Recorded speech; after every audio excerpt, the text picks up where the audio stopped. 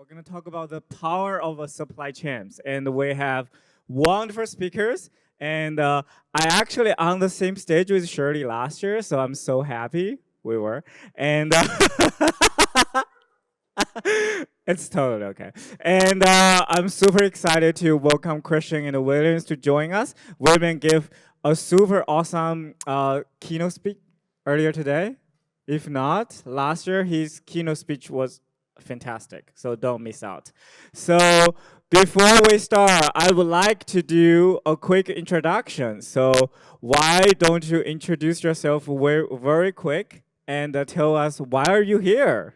Hi everyone, I'm Will Entriken, somewhat known for ERC 721, the document starting NFTs, but for supply chain, working on pharma supply chain security and on luxury goods supply chain.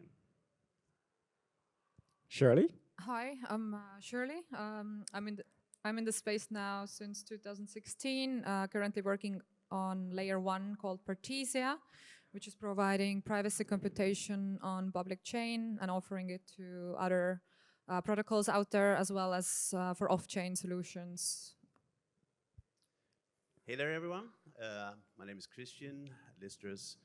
I run a company called Lingon Certificates based out of Stockholm, Sweden. We are, like a Web 2, Web 3 transitioning company providing a platform that makes it easy to create certificates, distribute them to anyone, no tech, non-crypto, easy to use. Last year we decided to go all in for the digital product passport use case, which is an enormous and interesting use case. Wonderful. And for everyone's references, my name's Roy, and I have a company called B Community XYZ, so focus on community and partnerships. And unfortunately, I still work for a large company called SAP, which is one of the large software companies in Germany, which we focus on ERP systems. So I think I can help divert the conversation a little bit in a different directions. So first thing first, as some of you might know, supply chain is not the fascinating industry to get into Web3 in the very beginning. So why it's important to get digital asset and to look into the supply chains need to be powered by blockchain. Powered is a strong word. Power is a strong word, yeah. Why does it matter for the manufacturing industries or supply chain systems? I'm not going to say powered, but augmented by or connected to or... Augmented by. Let's say augmented. There's a lot of specific benefits, and people sell you benefits. I'll sell you needs. There are regulations coming for supply chain security for pharma, that's in the US, for digital passport in Europe, and the governments and the people are demanding to know what is in their products. These are the requirements, and that means these are going to happen. So they're going to happen with blockchain or something else. And it happens that the features of blockchain basically align with the features that these supply chains need. Look alive, you're in the photo. We're streaming live tweeted. So these are the needs. Some of the wants are good too. The connection with the customer or some additional product features, those are great too, but the needs are what is going to sell it. Yeah, if we speak about maybe healthcare industry, we're running into a problem where, and especially we faced that during the pandemic and COVID, where over 3.5 billion of people in the world are not reaching to healthcare services, especially in Africa, where up to 70% of medication is counterfeit products. So we're running into many issues that can be solved with adopting these new technologies like blockchain, and Partisia specifically is serving on different UN initiatives, SDG and ESG goals, and Wow. We're working very closely with Red Cross, where we built a payment solution for Red Cross to be able to trace the funding and cash and voucher assistance, which is substituted now to a stable coin payments. And at the same time, the beneficiaries that are in a very vulnerable situations in crisis zones are kept private using our technology. So another initiative with UN that we're working on is HIEX, which is a health and innovation exchange platform, where all the traceability of funding is transparent and accountable, and we also help fundraising through global fundraising, issuing NFTs, red NFTs. So I think this is one industry which extremely needs those new blockchain and other supply chain innovations to be happening. So Can I just touch a little bit further on what you shared? I think William shared about augmented by blockchain, and Shirley touched a point on the impact and the transparency, which I think, especially in the supply chains related topics, how transparent can we be in terms of like supply chain management, logistics? I know every company is, driving for the data. They want the privacy. They don't want to share too much of the data. And now blockchain technology really brings, we're the trusted network, and we embrace transparency. So now you're talking about transparency. So like, especially in the digital asset, like, do we need that level of transparency? Like, how does the impact of blockchain are kind of played in the supply chain issues, challenges? Question, maybe you can tack on that a little bit. Yeah, I can pick up on that. Bon appetit, by the way. I think we can all agree that Web3 and the blockchains is interesting. If you ask anyone in here, we talk about all the embedded traits of the blockchain technology, but technology in itself is not so interesting. It's the value that can come out of it and the real market needs. And we can see a shift now where it goes from the hype that you could see on tokens on the blockchain to real industrial implementations. And one of the examples is that William mentioned with the digital product passports. This is an initiative driven by regulatory policies, which is usually a headache for companies, but it has a real need. It's about transparency, it's about traceability, and it's giving the power to the customers to take more informed decisions and contribute to a higher goal, which is net zero carbon footprint, which is one of the biggest threats we have. So of course, when you have a possibility to gather data, aggregate data on a blockchain through a chain of different stakeholders, and you can kind of display the carbon footprint that is contained in a product with all the different components and everything is included, then you have a much better possibility to make a sustainable decision. And that helps corporate customers, public authorities, and end users. Yeah, I mean, supply chains are dealing with a lot of confidential data as well, so everything cannot be transparent. So blockchains, there would be a way to work around that by keeping all that corporate data on a private network and having like a mutual platform where different competing parties can operate and process on that confidential data without having to reveal it, but still gain very useful insights.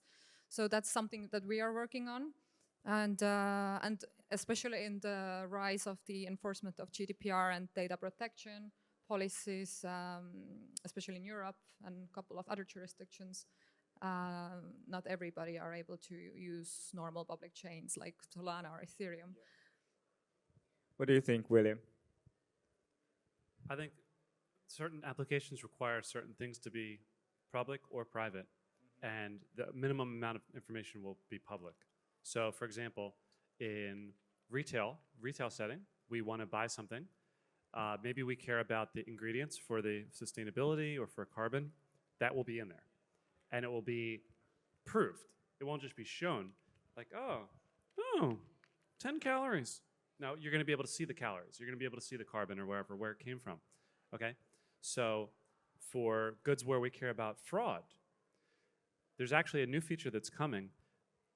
This is a new use case. It's very similar to what we have today, but when you buy something, if you buy milk or you buy a drink, you twist off the top so that, do you know why we do that? It clicks when you twist it off. Why does it? Anybody tell me, why does it click when you twist off the top?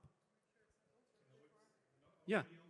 Has anybody traveled to parts of the world where they will fill water back in and put the top back on?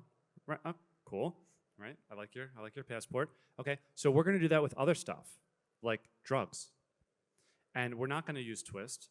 We're going to use scans. And this is coming because we already have these requirements. So you're going to scan it, and you're just going to mark it as opened. A lot of things are going to work like that. This needs to be public. Whether or not this item has been sold is now public. Anybody can verify that. Now, for your bottle of water, you have to physically touch it. But for these other products that are higher value, that is public information. Very small things like this will need to be public, and nothing else needs to be, and nothing else will be. So we will need multi-party compute, zero-knowledge proofs, magic, consortium chains, mutual chains. Everything. We will use all the tricks in the bag to not make anything public that does not need to be public. And is there like a particular champs can do this faster or like better, more safely, or it's just like across different champ? No, none of that matters. You're giving me technology questions. I can solve this problem using multi-party commuting or zero-knowledge proofs or mutual chains. We don't even use mutual chains yet. We're talking about consortium chains where everybody's on the same chains. I'm talking about blockchains where you and I have a blockchain and you too have a blockchain, and I'm not on your blockchain. Those are mutual chains. So any one of these approaches will work to solve these problems. Interesting.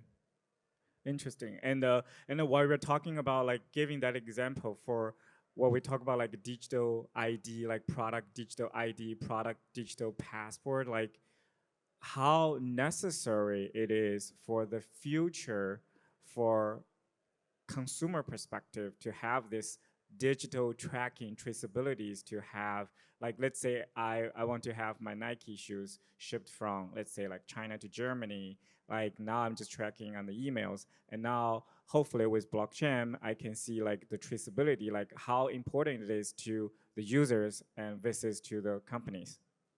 They already do it. Adidas does it. This is the last speech today. I'll show you an Adidas shoe that has a QR code on it, and the QR code for the left shoe is different than the one from the right shoe. Oh. And so we don't care about shipping from Germany. We care about shipping to in the secondary market, because shoes are now resold. Now that shoes are part of auctions and they're luxury goods, right? That's fancy, but whatever. I sold my Air Jordans, right? So, but I sold them before QR codes. They're going to be worth more with QR codes, so they're going to add value. Cool. They're absolutely going to do that. What do you guys think? Yeah. Yeah, so QR codes are nice.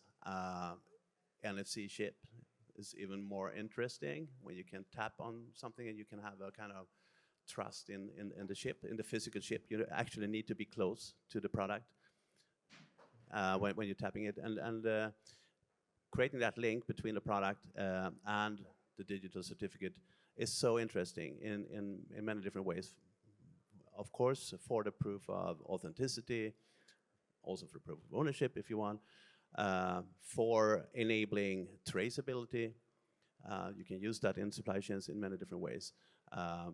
But also, obviously, to make sure, I mean, the Product Passport Initiative, I don't know how many of you who know about the Product Passport Initiative from the EU.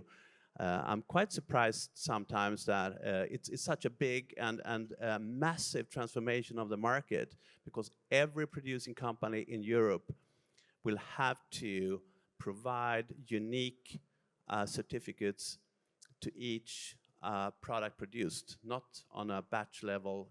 Well, there are exceptions, but on a unique product level. So it's a passport, just like we have travel passports for our own. Yeah, the chip or the QR code is the link to that passport. So that's kind of massive. First of all, that the companies will need to have this and collect and aggregate information that populate these passports, and also to have, that technology that supports the bridge between the physical and the digital. So what's the purpose of the passport? It's to check the traceabilities, or it's more for documentation perspective? the purpose of passport? Yeah, the purpose of the passport initiative, the directives, that's part of this so-called CSRD umbrella, which is Corporate Sustainability Reporting Directive. Yeah. It's a big number of initiatives to reach the net zero climate goals in Europe, and the digital passport is just one small part of that. And so the purpose is to have carbon footprint data basically and transparency so that customers can make more informed and more sustainable decisions when they buy things, but also to support audits of ESG audits for large corporations when you have the data. Yeah, so that's basically Chris, can I ask you real fast? Do we call that Scope 3 emissions here? Or is that a total amount of carbon from the whole supply chain in your product? Do you call that Scope 3 emissions, or you just call it? Yeah. You call it that too? Yeah. Yeah, I would add some additional benefits for product IDs and digital passports for, like, for example, luxury brands. They're able to actually benefit from after sales and secondary markets where they're able to make infinite royalties. Basically, each time this luxury good is resold on the secondary market, they're receiving still some type of royalties. They're able to trace down the product history as well as the future resales and track the whole client experience much better and client behavior better, as well as engage them in a more closed manner way. Interesting that you're mentioning that, because that's extremely important that you actually have this circularity aspect in it, and that brands can actually also connect to customers in a second-hand market, and you also can go the whole way to recycling, which is very interesting that you can kind of follow a product from its inception, from the raw material to a final product through the circular economy and to the final stage of recycling. That's amazing if that vision comes true, because that would support a lot. I'm glad you brought up that kind of whole topic because if we talk about supply chain, we cannot avoid talking about sustainability, and now bring another aspect of blockchain into this topic. Do you really think it's sustainable, like for supply chains augmented by blockchain? Anyone? Yeah, anyone. What do you mean sustainable? Like the technology perspective as well as from the company perspective. And now like if you look at logistics and the supply chain is like end to end, and the ways blockchain, and that actually comes to a lot of power. And now, all we're trying to do for supply chain and logistics is like, tracing the carbon emissions and tracing how much we waste. And I just feel like that contradicts with what we're trying to do with the blockchain, which is like another layer of new technology put into this whole investment. So are we like sustainable like as a society? And like when we say like supply chains in blockchain is a good thing to put supply chain in blockchains, or it's just like another thing we're trying to make everything work? As I mentioned earlier, it will definitely not happen on Ethereum or Solana. So what the European Union and the European Commission is doing right now is standardizing different technologies which will be then adopted. So we're not there right now, but it will take like 5 to 10 years, hopefully, until we reach the end goal, which will be sustainable. So something that we propose, like having a private layer as well as a public layer for with different, and there needs to be interoperability because we're working with so many different stakeholders, suppliers, and the end users. So they all need to be able to plug into the supply chain system on chain. So the standardization is extremely important. I like that. Yeah, Christian. Yeah, when it comes to standardization, it's also interesting to note that the European Commission, there's also a European blockchain, EPSI, that will support interoperability in different ways, and verification, verified credentials, so the different parties can be kind of looked up that way. So there are initiatives to kind of harmonize on that end as well. But I mean, the interesting thing with blockchain, one of the interesting things is that it's not a central solution. I mean, companies invest a lot in central solutions to capture data and store information in different ways and to reach out to customer suppliers. But here we talk about a decentralized solution, which is requiring a different kind of investment. It's in a way simplifying for many companies to take the step into the full step in a full digital process.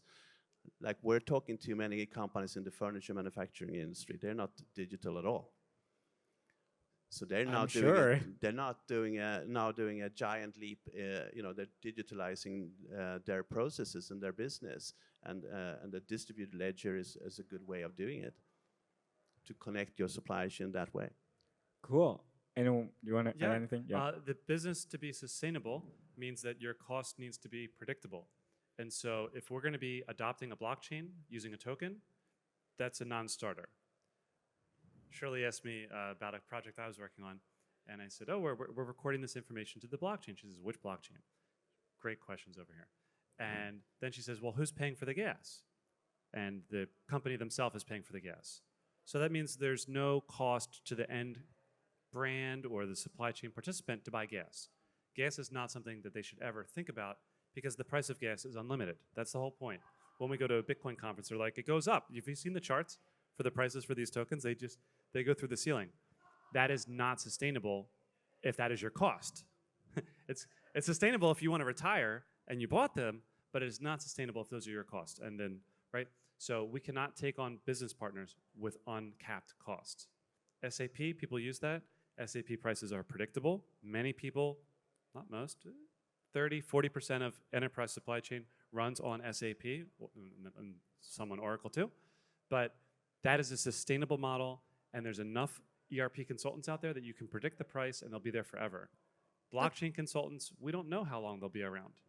The interop has not been specified. Europe hasn't even told us what our data interop requirements are, right? So we have no visibility into the requirements or the specs, and that currently is not sustainable. We have kept that in mind when we are onboarding enterprises, and that's why we incorporated a stable fee, transaction fee model. So even though we're accepting transaction fees in different liquid layer 1 tokens, they're always fixed at dollar value for businesses to estimate their overhead costs. Perfect. Okay, we need to be mindful with the time. Jennifer, do you have a question? Okay.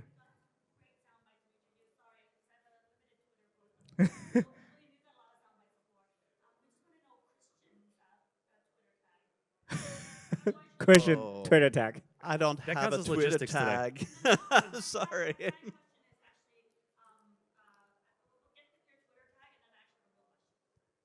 Yeah, sorry, I don't have any Twitter tag. He doesn't have a Twitter tag. I can create one for you. So my question is actually, when it comes to supply chain, connectivity, you guys answered everything from the brand, the consumer point of view, so cogently. What does it come from when it comes to like regulatory frameworks and sort of like different standards in like Europe, Asia, US? What do you think it's going to be like from like a top-down sort of a government, state-owned sort of a point of view? It's going to come from Europe. That's the answer. Yeah, I agree. I fully agree. And like Ursula von Leyen once said that this is a European initiative with global impact. And we've seen that before with the CE marking and so on. So, I mean, if you want to sell something into the European market, even if you're outside of the EU, you will have to comply with this. So it will kind of spread, very quickly and adapt. And Europeans are usually very structured in these things and good at driving policies and setting standards. So it's definitely start. That's my belief as well in Europe. Yeah, regulation definitely comes from Europe, but I think the innovation will take place in Africa and developing countries. That's already visible. You want anything? You good? That is right. That's right. Okay. All right. Let's give a round of applause for our speakers. And thank you so much for input, sharing your experiences, and definitely follow them on Twitter, talk to them afterwards. And yeah.